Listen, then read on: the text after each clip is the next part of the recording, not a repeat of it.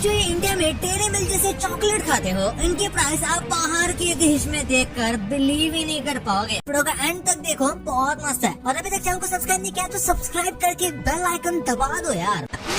YouTube का एक अजीब ग्लिच इंटरनेट पे वायरल हुआ था। कहते हैं अगर आप सर्च बार में सिर्फ ऐसे टाइप करके सर्च करो तो आपको कुछ डिस्टर्बिंग वीडियोस मिलते हैं, जैसे क्रीपी एनिमेशंस या अनएक्सप्लेन्ड फुटेजेस। कुछ क्लिप्स तो इतने रैंडम और क्रीपी हैं कि देखने वाले कंफ्यूज ही हो जाते हैं कि ये कैसे रिकमेंड हो गया। ऑफिशियली यूट्यूब का एल्गोरिथम इसको एक्सप्लेन करता है कि ये रेयर टैग्स और कोडिंग बग्स की वजह से होता है, लेकिन कुछ लोग मानते हैं कि ये एक एक्सीडेंटल गेटवे है यूट्यूब के डार्क साइड तक। बस एक डॉट और आप एक अलग ही दुनिया में। नंबर 4, इंटरनेट पर एक डार्क अर्बन लेजेंड चलती है, जी बीब। कहते हैं ये एक छोटी सी लड़की थी जिसने अपने ही पेरेंट्स को मार दिया। स्टोरी के मुताबिक उसने अपनी प्रोफाइल पर डिस्टर्बिंग फोटोज और कैप्शंस डाले थे, जिससे लोगों को शॉक लग गया। कुछ लोग कहते हैं कि उसका अकाउंट अभी भी hidden corners of the internet में एग्जिस्ट करता है और जो लोग उसे विजिट करते हैं उनको वियर्ड मैसेजेस आते हैं। बहुत लोग इसे बस एक क्रीपी स्टोरी मानते हैं, लेकिन कुछ स्वेयर करते हैं कि ये रियल था। अगर सर्च करोगे तो संभल के।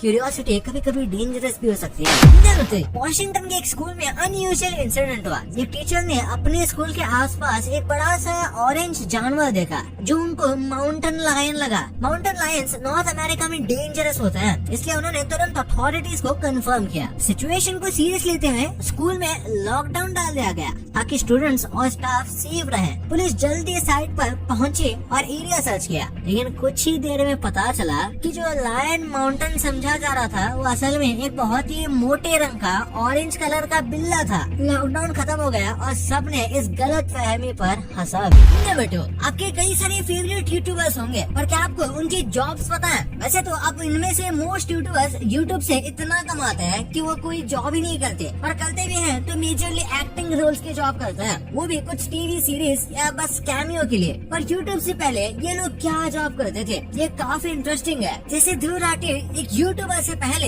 एक मैकेनिकल इंजीनियर थे जर्मनी में, और इसी वजह से वो जर्मनी में रहता है। उसके बाद इन्होंने अपनी यूट्यूब जर्नी शुरू की और इतनी कमाई की कि ग्रोथ के बाद उन्होंने अपनी जॉब ही छोड़ दी, पर अभी भी वो कई सारे स्टार्टअप्स और इन्हीं सब में लीड करते रहता है। भुवन बाम यूट्यूब में सक्सेसफुल होने से पहले एक्चुअली में रेस्टोरेंट्स और छोटे बड़े पब्स में सिंगिंग किया करते थे। फिर कैरी मिनाटी की बात करें तो ये एक स्टूडेंट और गेमर थे और यूट्यूब पर स्टार्टिंग से काफी मेहनत करते थे, पर साइड बाय साइड वो कई दूसरे यूट्यूबर्स के लिए छोटी मोटी एडिटिंग भी किया करते थे, द साइड हसल के लिए। फिर मोस्टली से यानी प्राजक्ता कोहली पहले एक रेडियो जॉकी की इंटर्न थे, जिसके बाद उन्होंने यूट्यूब स्टार्ट किया। और आशीष चंचलानी एस्पायरिंग एक्टर और फैमिली बिजनेसमैन थे। और सौरभ जोशी की बात करें तो यूट्यूब से पहले एक आर्टिस्ट थे और ड्राइंग्स किया करते थे, और उसी से उनकी मेन इनकम जनरेट होती थी।